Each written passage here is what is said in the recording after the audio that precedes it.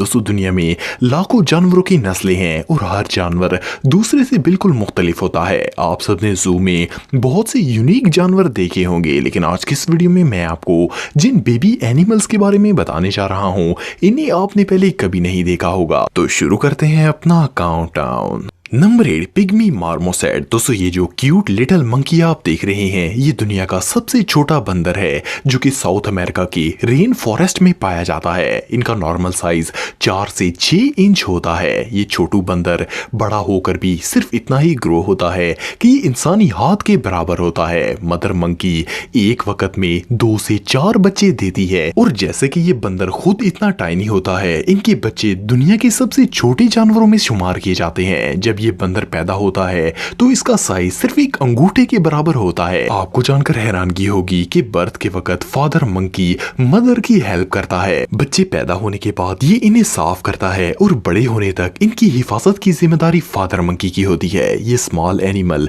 सच में बहुत क्यूट है। Number 7 hedgehog. दोस्तों आप सब अगर कभी गांव गए हो तो आपने ये सी जरूर देखी होगी। इस क्रीचर को खार पुष्ट भी कहा जाता है। इसकी स्किन पर खतरनाक कांटे होते हैं और ये देखने में बहुत ही अनयूजुअल लगती है।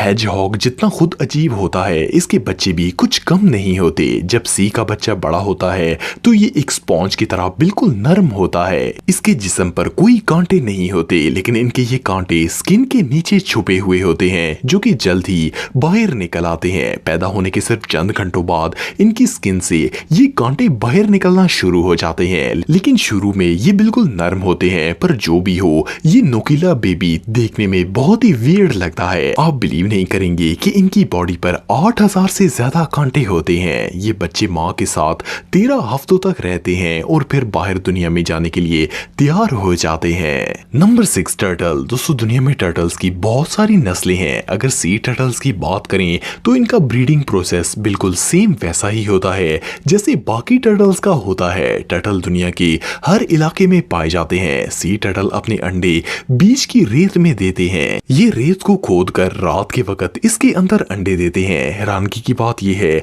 कि एक मदर टर्टल 3 से 4 सालों में सिर्फ एक दफा ही अंडे देती है। इनका ब्रीडिंग प्रोसेस भी इनकी स्पीड की तरह बहुत ही स्लो होता है। एक मदर टर्टल 100 अंडे देती है। ये अंडे 2 माह तक रेत में रहते हैं और फिर इन स्मॉल एग में से बच्चे निकल आते हैं और अंडे से बाहर आते ही ये पानी के अंदर चले जाते हैं। अनफॉर्चुनेटली इन बेबी टर्टल्स में से ज्यादातर को परिंदे अपना शिकार बना लेते हैं और इनमें से बहुत ही कम अडल्ट एज को पहुंच पाते हैं। नंबर 5 पैंडा। दोस्तों पैंडा दुनिया के सबसे खूबसूरत और यूनिक एनिमल्स में से एक है। वाइल्ड में ये जानवर सिर्फ चाइना में पाया जाता है। दुनिया के जितने भी जू के अंदर पैंडास मौजूद होते हैं वो सब चाइना से इंपोर्ट करवाए जाते हैं। ये ब्लैक एंड व्हाइट एनिमल देखने में बहुत ही अट्रैक्टिव लगता है। पैंडा जब पैदा होता है तो ये ट्विन बेबीज होते हैं, लेकिन ज्यादातर सिर्फ एक ही बच्चा जिंदा रह पाता है क्योंकि इनकी मदर सिर्फ एक बच्चे के लिए दूध पैदा कर सकती है। इससे भी हैरानगी की बात यह है कि ये बेबी पैंडा बर्थ के वक्त सिर्फ 90 ग्राम का होता है। पैदा होते वक्त ना इनकी आंखें होती हैं और ना ही दांत। इट मींस कि माँ का वजन 125 किलोग्राम होता है जबकि इसका बच्चा सिर्फ 90 ग्राम का होता है। ये बच्चे हद से ज्यादा टाइनी होते हैं। इवन ये अपनी माँ की गोद में नजर तक नहीं आते, पर वक्त गुजरने के साथ साथ ये तेजी से बड़े हो जाते हैं। ये बेबी पैंडा सच में बहुत क्यूट हैं। Number 4 sea horse. दोस्तों आप सबने शायद पहले किसी वीडियो में ये सी हॉर्स देखा होगा। ये अनयूजुअल क्रीचर समुद्र में पाया जाता है। इनकी बॉडी बहुत ही यूनिक होती है। दुनिया में सी हॉर्सेस की 46 नस्लें हैं, लेकिन इनका बर्थ प्रोसेस तकरीबन एक जैसा ही होता है। मेटिंग के बाद मदर हॉर्स एक वक्त में 1500 अंडे देती है और इन अंडों की हिफाजत मेल सी हॉर्स करता है। असल में ये अंडे मेल सी हॉर्स अपने बेली पाउच में कैरी करता है और सिर्फ 45 दिनों बाद इनमें से बच्चे निकल आते हैं। ये तमाम अंडे एक ही साथ टूटते हैं और बेली पाउच से शूट होकर बाहर निकलते हैं। इनका ये बर्थ प्रोसेस बहुत ही अनयूजुअल होता है और बच्चे पैदा होने के बाद टोटली खुद पर डिपेंड होते हैं। मदर इनकी देखभाल नहीं करती और इन्हें खुद ही प्रेडेटर्स से बचना सीखना पड़ता है। ये रियली अनबिलीवेबल है। Number 3 giraffe. दोस्तों जिराफा दुनिया की सबसे खूबसूरत जानवरों में से एक है। इनकी यूनिक लॉन्ग लॉन्ग नेक की वजह से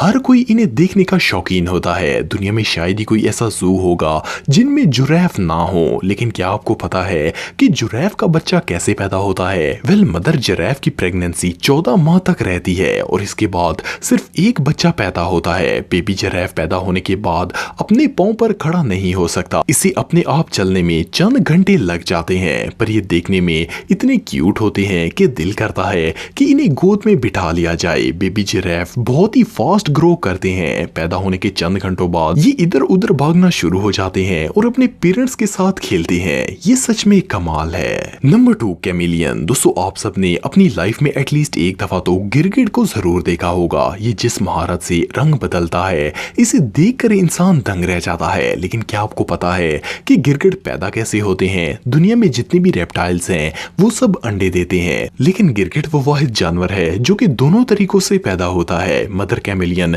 बच्चे भी देती है और अंडे भी देती है। असल में ये पैदा अंडे से ही होते हैं। कभी कभार मदर अंडे को पेट में ही प्रोसेस करके डायरेक्ट बर्थ दे देती है। मदर कैमेलियन एक वक्त में 8 से 30 बच्चे पैदा करती है और इन्हें पैदा होने में 4 से 6 महीने लग जाते हैं। पैदा होते ही बच्चा हरकत करना शुरू हो जाता है और ट्री ब्रांचेस पर चढ़ जाता है। बेबी कैमेलियन अपना रंग नहीं बदल सकता। इसे ये एबिलिटी अचीव करने के लिए कई महीने लग जाते हैं। ये सच में बहुत अनयूजुअल है।